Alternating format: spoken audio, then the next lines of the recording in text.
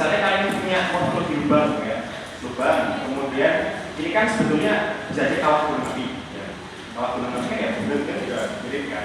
Nah, bagaimana membedakannya dengan bentuk lahan pasti dari batuan ya, dari batuan ya. Kalau misalnya di material bentuk lahan vulkanik ya, itu kita akan punya batuan-batuan gunung api seperti kayak lava, kemudian ada material bioplastik dan semacamnya. Nah, itu kan mereka nggak mudah larut ya. Jadi lubangnya emang karena ledakan aja, karena erupsi gitu. Nah, tapi kalau kalian ketemu lubang ya, dan itu batuan bergabung, itu sudah valid sebagai kars. Jadi kadang-kadang ya yang agak mengerikan ya, yang agak mengerikan dan juga agak tingginya tinggal di daerah kars itu adalah peristiwa yang kita sebut sebagai singgul itu ya, singgul. Jadi sering sekali di daerah kars itu kita tiba-tiba ketemu daerah tiba-tiba ambles gitu, tiba-tiba ambles. Kok bisa ambles? Nah itu karena misalnya ya, nah misalnya nih kalian bikin rumah di sini ya, bikin perumahan di sini. Kalian tinggal di daerah kars, nah terus bikin perumahan di sini. Nah perumahan di sini kan memberikan beban di sini ya. Kalian bikin rumah, kalian bikin satu rumah kan memberikan beban ke batuannya. Nah kalau kalian nggak tahu bahwa kalian itu bolong, ya itu kan bisa aja ambles kan. Karena kalian memberikan beban, aktivitas manusia kan memberikan beban, ya kemudian dia menjadi apapun, lalu memberikan beban gitu kan. Nah kalau misalnya kalian nggak tahu kalian tinggal di atas gua, ya maka kalian akan berada di zona yang rawan terhadap kolaps ya, singgul. Jadi dan ini cukup beberapa kali terjadi ya di daerah Gunung Kidul dulu. Jadi tiba-tiba ada amblesan ya, singgul. Nah itu adalah proses pembentukan dari golin, ponor kayak gitu. Ya. Karena dia sudah bolong. Nah, jadi kalau misalnya kalian berencana untuk tinggal di sana, pastikan kalian tidak pilih rumah yang ada di atas gua gitu. Harus di survei dulu.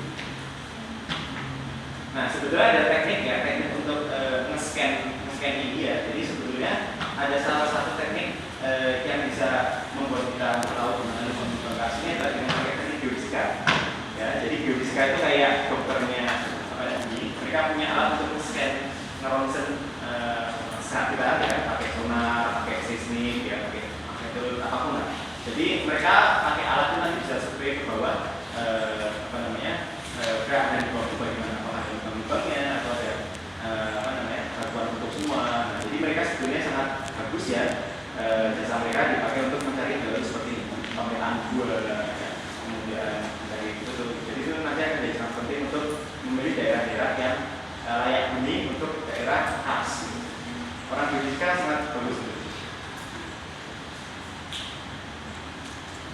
Nah, kemudian salah satu proses yang paling identik ya mengenai pembentukan kars adalah melalui ini kaitannya dengan tektonik ya, tektonik gitu. Jadi tadi di awal, di slide paling awal saya bilang kadang-kadang ya sering pembentukan kars itu berasosiasi dengan proses mekanik ya, di enhance dengan proses mekanik.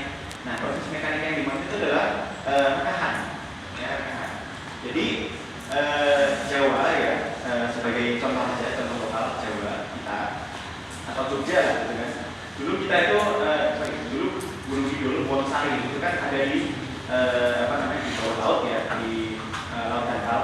Kemudian mereka mengalami pengangkatan akibat tektonik ya, akibat peristiwa tektonik kita.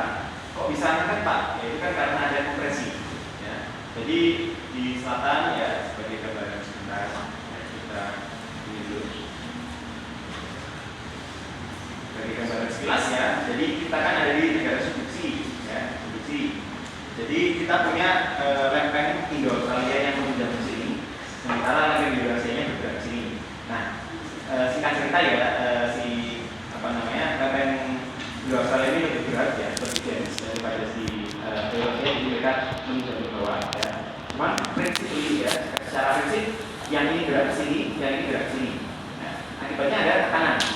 Ya, jadi diam-diam bumi kita atau tanah Indonesia kita ini sudah mengalami tekanan ya.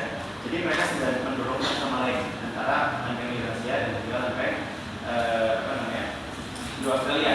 Mereka saling mendorong terus pelan-pelan ya, sekitar 7 cm per tahun, pelan-pelan gitu, pelan-pelan ya. Nah ketika mereka bergesekan terus dan tekanannya sudah melewati ambang batas, maka akan ada peristiwa yang kita sebut sebagai gempa ya, gempa. Nah kok bisa ada gempa Pak? Nah gempa itu kan karena ditekan terus ada batuan yang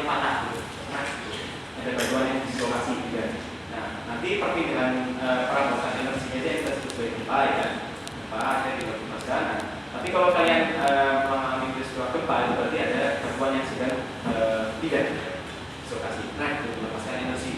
Nah, salah satu bentuk pelepasan energi itu adalah pengangkatan. Ya, pengangkatan. Jadi dulu, ya ini Wonosari ya, ini Wonosari, kita ada di Jogja sini. Nah, dulu Wonosari ini gunung yang ada di sini itu di bawah laut. Ya, mereka ada di bawah laut. Ini apa Pak? Ya, nah ini ada di sini. Ya, di sini. Jadi dulu ya daerah ini adalah sungai Bengawan Solo Purba. Ya, ini kelihatan banget ya sungai ya, itu ya Bengawan Solo Purba. Jadi dulu ini posisinya di elevasi katakanlah 0, gitu, 0 atau ya dasar gitu lah. Saya elevasi dengan atasnya ini. Nah, kemudian tiba-tiba sungai ini mati. Ya, mati kenapa? Karena gunung di sini diangkat, ya diangkat. Kan dulu airnya ngalir dari tempat ini ke bulan, nah tapi kalau misalnya bagian ini kita angkat, diangkat, sungai kan nggak mungkin naik ke atas kan, ya. Sungai yang tadi udah balik ke selatan kan nggak mungkin dia berbajak naik ke atas gitu ya, naik gunung itu kan tidak mungkin. Jadi mereka ambil jalan lain, jadi dengan muter balik mereka punya sekarang Bengawan Solo itu ngalir ke Surabaya gitu kan, ke sini. Nah kemudian karena mereka berubah aliran, yang ini ditinggalkan. Tinggal karena ini nggak mungkin menerima air lagi, akhirnya dia jadi kering ya. Tapi lembah sungainya masih bisa kita lihat, ya. Lembah sungai masih kita lihat, dan ini adalah bukti pengangkatan. Ya. Salah satu bukti pengangkatan yang ada di tempat ini adalah pertama batuannya itu di batuan laut Tegal ya, batu-batu. Dan kedua banyak sekali sungai purba di sini, ya. Sungai-sungai yang sudah mati karena diangkat tidak bisa mendapatkan air lagi, jadi mereka hanya bisa sebagai sumber. Oke. Nah jadi dulu di sini region ini ya, di zona ini semua batu gamping yang dimana dulu terbentuk di dasar laut ya, di laut dangkal ya. Nah, kemudian mereka pelan-pelan terangkat ya. Pengangkatannya kurang lebih sekitar 2 juta tahun yang lalu ya, kurang lebih ya 2 juta tahun yang lalu. Dulu mereka masih 2 juta tahun yang lalu masih di bawah laut ya, laut dangkal. Kemudian mereka terangkat ada suatu peristiwa tektonik besar ya. Tidak akan saya jelaskan di sini secara detail ya, cuma intinya ada pengangkatan. Nah, akhirnya kita punya gunung itu sekarang ya di sini. Dan kalau batu gampingnya sudah ekspos ke permukaan, berarti mereka akan intens terkena air hujan. Nah, kalau mereka sudah intens terkena air hujan, otomatis mereka akan mudah sekali menjadi khas ya, larut. Nah, prinsipnya begini. Jadi ketika batuan itu terangkat ya, jadi ini kita punya tekanan. Ya, ini adalah simbol untuk batu gamping. Saya gambarkan secara sederhana pakai gambar batu bata warna biru. Jadi biasanya kalau di biologi itu kita gambarin batu gamping pakai simbol batu bata, ya, batu bata warnanya biru. Itu biasanya batu gamping. Ya, sudah kayak SNI-nya gitu. Nah, kemudian singkat cerita kita punya batu gamping yang terangkat ke permukaan karena akibat kompresi. Nah, peristiwa kompresi ini itu pasti akan menghasilkan rekahan. Karena batuan itu kan keras ya. Batuan itu kan keras. Kalau misalnya kita memberikan mereka tekanan, mereka responnya akan menghasilkan tekanan. Sama kayak misalnya menonjok dinding ya. Dinding ini kan udah dingin ya, keras gitu. Nah kalau kalian menonjok dinding, dindingnya bisa retak gitu. Karena ada gaya gitu ya. Dan hal yang sama juga berlaku untuk batuan ya. Ketika batuan itu dikompresi ya, itu salah satu responnya adalah menghasilkan fractures.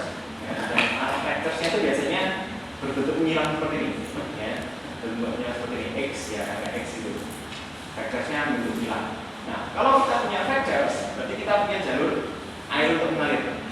Ya, kalau kita punya rekahan, maka rekahannya ya akan jadi jalur aliran air utamanya.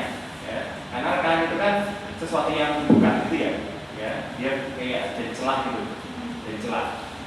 Nah, berarti kalau misalnya kalian punya air hujan, maka air hujannya pasti akan mengalir ke rekahannya, ya, akan terakumulasi di rekahannya. Karena kalau misalnya kalian punya dari sini air, nah dia akan turun ke rekahannya ke tempat yang lebih datar, atau lebih luas gitu ya.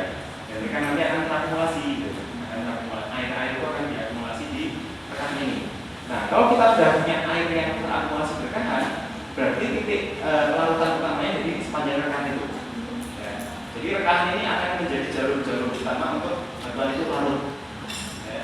Kita punya air hujan, jatuh, terakumulasi di rekahan, menembus ke dalam, gitu ya, masuk ke dalam ini kalau hujan rekahan, jadi kayak